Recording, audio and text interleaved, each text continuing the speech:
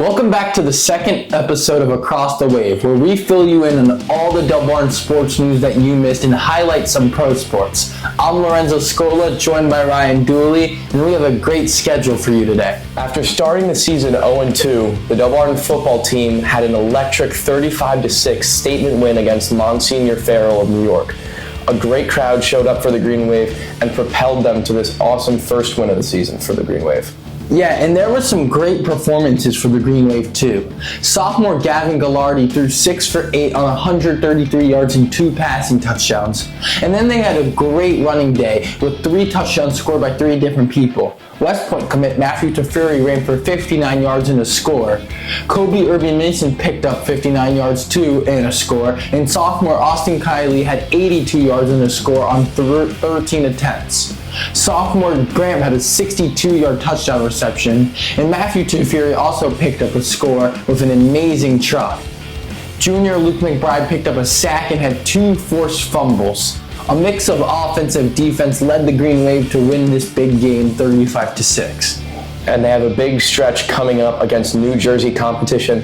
First off is going to be on September 20th, the homecoming game against St. Peter's Prep. It's going to be a big matchup. Crowd is obviously going to be electric for the homecoming game, but it's going to be a great game for sure. St. Peter's Prep is coming 3-0 into this game with a 50-0 win off Shabazz last week.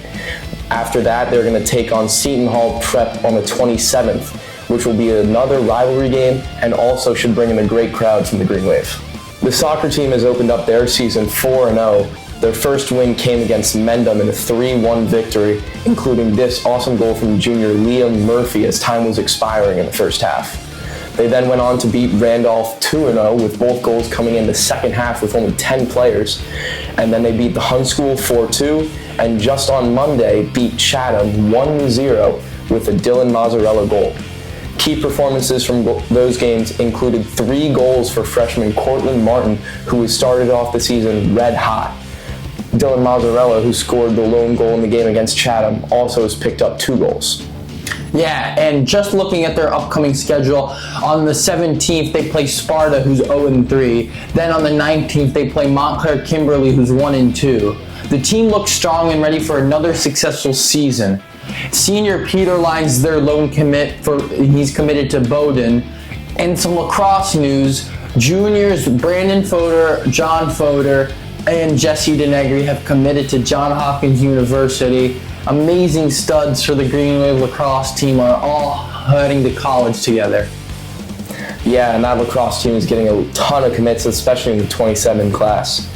And now moving into cross country, as we're recording this on the 16th, the cross country team is competing in their first meet of the season at Greystone against Morris County competition, and we'll have results from that meet for you next episode.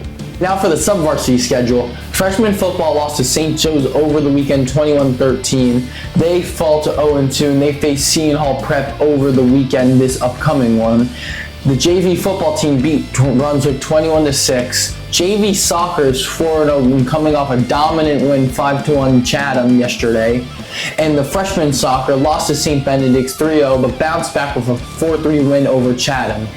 The JV schedule looks the same as the varsity except they play Don Bosco the 19th. So all 3 levels beat Chatham soccer yesterday. Great pickup win for all 3. And the soccer program has been looking strong. And now let's move into our collegiate alumni. Class of 2025, Brady Highland recorded an assist for Hamilton College, aiding them in a 2-2 draw against Wesleyan.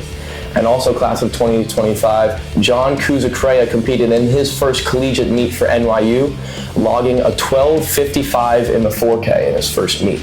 Alright, now discussing a little bit of pro football. We saw over the weekend the Bills dominated the Jets after the Jets had a great week 1 showing. You want to talk about your Packers dominating the Commanders? I mean, yeah, that was just a great game from the Packers going against a tough NFC opponent. They just looked really clean that game. Obviously, Tucker Kraft has emerged as one of the better tight ends in the NFL. A great fantasy pickup if somehow he's not on your team.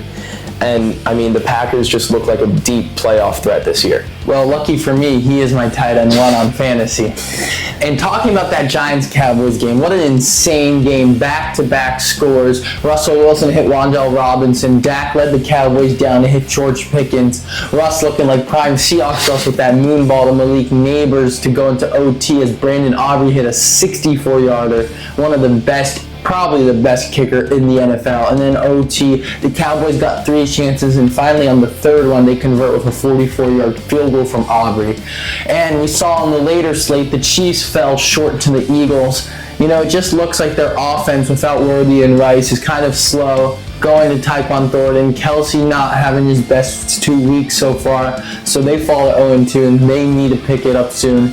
And the Raiders yesterday, they had an ugly sighting. Geno Smith threw 3 interceptions, no touchdowns. The Chargers moved to 2-0. They look like a great team with Quentin Johnson emerging as their receiver 1. That's all I have for NFL. Anything else you want to mention? Yeah, just going into college football, we saw LSU beat Florida with DJ Lagway throwing 5 interceptions. Very costly for the Florida team, but a good, solid win for LSU and a great showing from the LSU defense.